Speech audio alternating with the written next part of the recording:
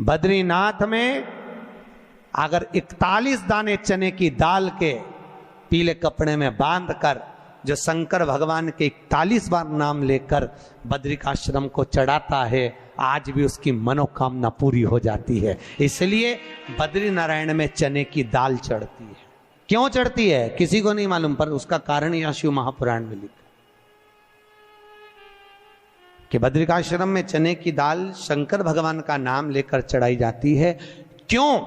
क्योंकि जब जैसे दादी को स्वर्ण सीढ़ी चढ़ाते हैं, देखा स्वर्ण सीढ़ी चढ़ाते हैं तो चने की दाल बर्तन में भरते हैं, फिर उस पर सोने की सीढ़ी रखते हैं, तब वो स्वर्ण सीढ़ी चढ़ती है। उसी तरह जब हम किसी बच्चे को गोदी लेते हैं और उसको कोई दान देते हैं, अपना मकान अपनी जायदाद जब उसके नाम लिखते हैं, तो बच्चे को जब गोदी लिया जाता है तो सामने थाली में चने की दाल भरी जाती है। नामकरण संस्कार जब बच्चे का किया जाता है तो सामने थाली में चने की दाल रखी जाती है। क्यों? चने की दाल जब हम दान करते हैं तो स्वर्ण के बराबर दान का, प्रॉपर्टी के बराबर दान का लाभ जीव को प्राप्त होता है। आज भी नारायण के मंदिर में बद्रिकाश्रम में 41 दाने चने की दाल के देने पर, अब कोई 41 तो गिनता नहीं, इसलिए पोटली में बांध कर ले जाता है, जितने हैं दे दो, शिव का नाम समर्पित करिए। हर हर भगवान शिव का नाम लेकर बद्रिकाश्रम में चने की दाल का दान। अच्छा, इसलिए केदारनाथ में जपा जाता है नारायण नारायण, और बद्रिकाश्रम में जपा जाता है ओम नमः शिवाय। दोनों जगह विपरीत दशा है। केदारनाथ जी में क्या जपना चाहिए? श्रीमन नारायण, ओम नमो भगवते वासुदेवाय, श्री कृष्ण शरणम मम।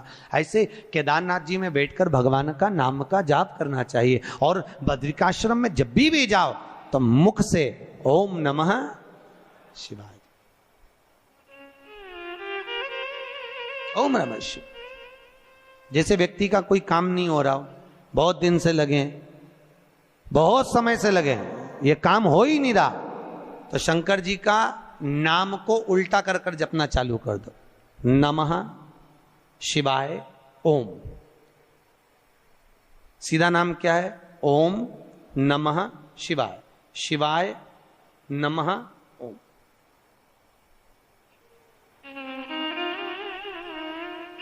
जब उल्टा नाम व्यक्ति जपना चालू कर देता है, जिस बच्चे के, बच्ची का, जिसका भी विवाह नहीं हो रहा हो, कोई काम नहीं हो रहा हो, कोई सीए की पढ़ाई कर रहा है और एग्जाम में निकल ही नहीं रहा, 3-3, 4-4 बार बैठ गया, पास ही नहीं हो रहा, उस बच्चे को बोल दो बस सुबह उठते से ही शिवाय नमः ओम बोलना चालू कर दे, एक ही बार में सिया पास ले। कहा करत बा, जॉब नहीं लग रहा हो, जब उल्टा उल्टा जप ले। ये उसी में का हाल है। जैसे किसी व्यक्ति से अपने को पैसा लेना है और दे नहीं रहा, क्या करना है? सूर्य नारायण भगवान को अर्घ दो। तो 21 दाने लाल मिर्ची के जो दाने होते हैं, देखें लाल मिर्ची के अंदर दाने होते हैं, उसके 21 दाने निकालकर पानी में डाल दो और पानी में डालकर उसी जल से सूर्य को अर्घ दे दो। उस व्यक्ति का नाम लेकर जिससे पैसा लेना है, हाथ जोड़कर देने आता है, तुरंत 3 महीने के अंदर पैसा लौटा दे, तुरंत हाथ जोड़कर। ये सूर्य को अर्घ देने पर मात्र व्यक्ति दौड़कर पैसा देने आता हो, कितना भी हो, रहने नहीं देता प्रचंड। शिव के सिवा दुनिया में कोई दानी नहीं, शंकर जैसा कोई दानी नहीं हो सकता। स्वयं कैलाश पर रहता है और दुनिया को लखपति, करोड़पति, आनंदपति बनाकर भेज देता है। और जैसे ही थोड़ा सा समय निकला, आज रोज प्रतिदिन भगवान भोलेनाथ शाम का समय और गंगा जी पर चले जाए, और भोलेनाथ जी गंगा जी पर जाएं, और वहां माता पार्वती को मालूम नहीं कि प्रभु आजकल, हमेशा तो मेरे को साथ लेकर भ्रमण पे निकलते थे, आजकल भोलेनाथ जी जाते कहां हैं, शंकर जी जा कहां रहे हैं, पता नहीं कहां रहे। और बाबा भोलेनाथ जी का स्मरण करा। माता पार्वती ने उसी समय पर गणेश जी को भेजा, गणेश जरा मालूम करो पिताजी कहां जा रहे हैं। और पिताजी को देखकर गणेश जी आए और आकर कहा, मां पिताजी तो कुछ कन्याओं के साथ में, कुछ स्त्रियों के साथ में गंगा जी के जल में अटखेलियां कर रहे थे। इतना तो मां से कहना था। भोलेनाथ जी के शब्द सुनकर गणेश जी के वाक्य सुनकर मां जगत जननी क्रोध में लाल हो गई। माता पार्वती क्रोध में लाल, और उसी समय पर माता पार्वती क्रोध में लाल होकर सीधे गंगा जी के तट पर पहुंच गई, सीधे गंगा जी के तट पर।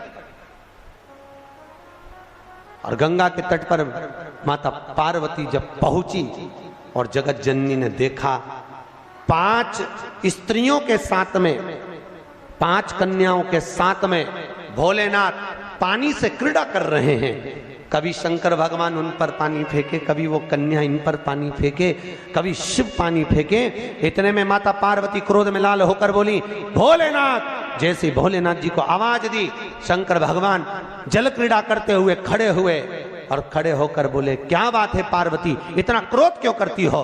पार्वती बोली भोलेनाथ ये स्त्रियां कौन, ये नारियां कौन है? मैं एक पतिव्रता धर्म का पालन कर रही हूं और आप इन स्त्रियों का संग कर रहे हो। होता है कभी कभी, एक पति अपनी पत्नी को रोज धमकी देता था, तू मेरे से सही से रिया कर। भगवान कृष्ण की 16,108 रानियां थी, मैं दूसरी शादी कर लाऊंगा। बेचारी पत्नी बड़ी दुखी रहती थी। एक बार हमारे यहाँ कथा में आई कि गुरुजी मेरा पति रोज धमकी देता है, मैं क्या करूं? मैंने पूछा क्या धमकी देता? कि हमेशा बोलता है भगवान कृष्ण की 16,108 रानियां, मैं दूसरी शादी कर लाऊंगा, तू मेरे से अच्छे से रिया कर। तो मैंने कहा वो तुझे धमकी देता है तो तू भी दे दे, कि द्रौपदी के 5 थे, तू क्यों?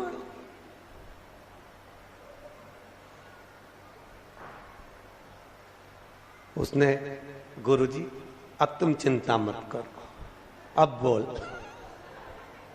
और दूसरे दिन फिर बोला भगवान कृष्ण की 16,108 रानियां मैं दूसरी कर लाऊंगा। इतने में जूड़ा बांधती बांधती, देखना माताएं जब झगड़ने जाती है, लड़ने जाती है, जूड़ा बांधती। क्यों? क्योंकि मेरे हिसाब से ये जूड़े से एनर्जी मिलती होगी लड़ने में, पावर। अच्छा पड़ोसन से 3-4 बार लड़ेगी ना तो 3-4 बार इसका जूड़ा खुलेगा, फिर बांधती बांधती बोल तो जरा बोल, मतलब एनर्जी, पावर, पावर होता है। एक पंडित जी बहुत कथा वाच रहे थे, बहुत जोरदार जोरदार कथा वाचे, तो एक सरदार जी ने पूछ लिया महाराज इतना ज्ञान कहां से आता है तुम्हारे पास में? पंडित जी बोले हमारा ये चोटी है ना, ये अर्थिंग का ये तार है, एंटीना, ये ऊपर से आता है, इसलिए हम बोल देते। इतने में तुरंत सरदार जी बोले तुम्हारी चोटी से बड़े तो हमारे बाल, फिर हमको ज्यादा ज्ञानी होना चाहिए। इतने में पंडित जी बोले ज्ञान तो तुमको आता है, पर ये अर्थिंग का तार है नीचे टपक जाता है, ज्ञान आने की कमी नहीं, आता जरूर है, सब चला आया, मना नहीं है। तो भैया कभी ना बोले। भगवान शिव जब अटखेलियां कर रहे थे स्त्रियों के साथ में, 5 स्त्रियों के साथ में अटखेलियां, तो भोलेनाथ जी के सम्मुख में पार्वती मैया ने कहा आप ये 5 स्त्रियों के साथ, 5 कन्याओं के साथ क्या कर रहे हो? कौन है ये? मैं एक पतिव्रता धर्म का पालन कर रही हूं और तुमने ये क्या करा? भोलेनाथ जी ने कहा पार्वती मौन होइए। पार्वती को क्रोध आया, केश माता पार्वती ने खोले। भगवान भोलेनाथ को लगा ये इन कन्याओं को मार देगी। तब भगवान शिव ने कहा पार्वती चुप हो, ये मेरी 5 बेटियां हैं, ये मेरी 5 पुत्रियां। पार्वती ने पूछा 5 पुत्रियां कब प्रकट हो गई प्रभु? बाबा भोलेनाथ ने कहा पार्वती जब चौसर खेलते समय तूने मेरे वस्त्र लिए, मैं जल क्रीड़ा करने के लिए, जल में तप करने के लिए बैठा, तप के करने से मेरे शरीर से पसीना बह निकला, उस पसीने से 5 धाराएं प्रकट हो गईं। उस 5 धारा से गंगा जी की गोद से मेरी ये 5 बेटियां प्रकट हुई है। पहली जया, दूसरी विषहरा, तीसरी श्यामली बारी, चौथी देव और 5वीं दोतली। ये 5 कन्या शंकर जी की 5 बेटियां।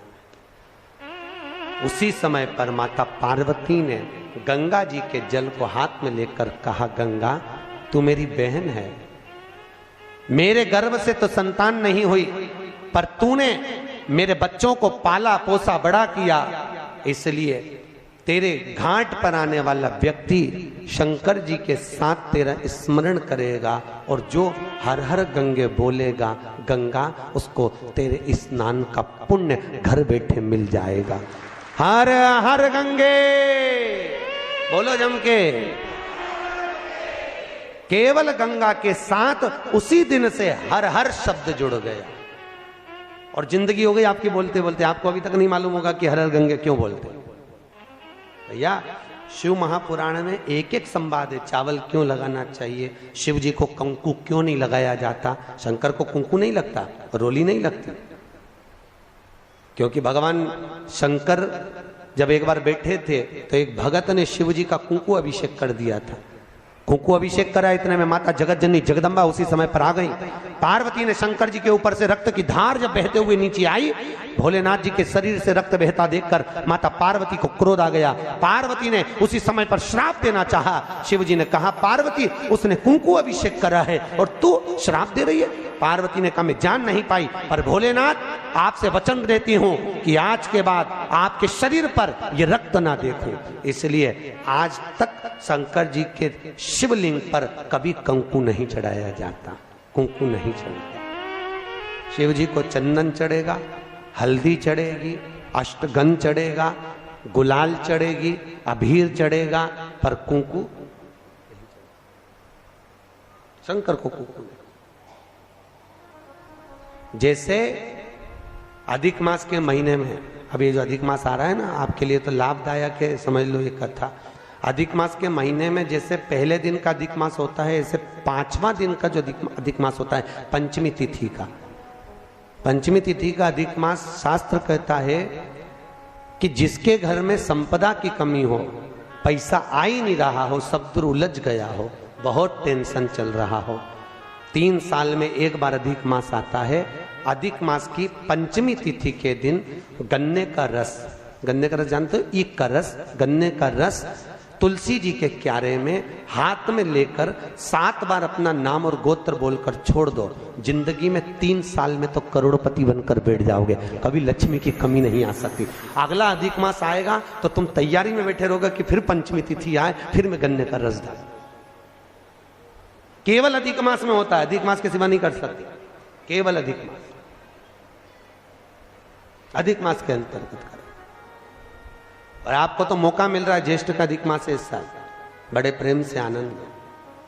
अधिक मास का महीना भगवान शिव के स्मरण का माह, ठाकुर जी के भजन का महीना, भगवान नारायण के लाड़ लड़ाने का महीना। खूब प्रेम से भजन करो, जितना भजन कर सकते हो उतना, और काउंट कर कर नहीं कि कितना भजन करा है। कई लोग हाथ में वो बटन दबाते रहते हैं, राम राम राम राम, काउंट नहीं करना है, कर लो जितना कर सकते हो। अधिक मास के महीने में जितना पुण्य कमा सकते हो कमा। भजन चित्त दरी। आज शिव महापुराण की कथा कहती है, माता पार्वती के सम्मुख में 5 कन्याओं को देखकर गंगा जी के सम्मुख में जब बात प्रसिद्ध करी, तब माता पार्वती से शिव जी ने कहा ये मेरी 5 बेटियां हैं। पार्वती जी ने 5 को गले से लगाया। भगवान भोलेनाथ बोले पार्वती ये जल की तरंगों में प्रवाहित होने के कारण इनका शरीर सर्प की आकृति में रहेगा,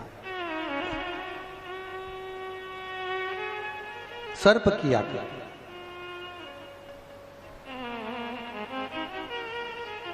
और वो 5 कन्या शंकर भगवान की 5 सर्प रूप की बेटियां हुई,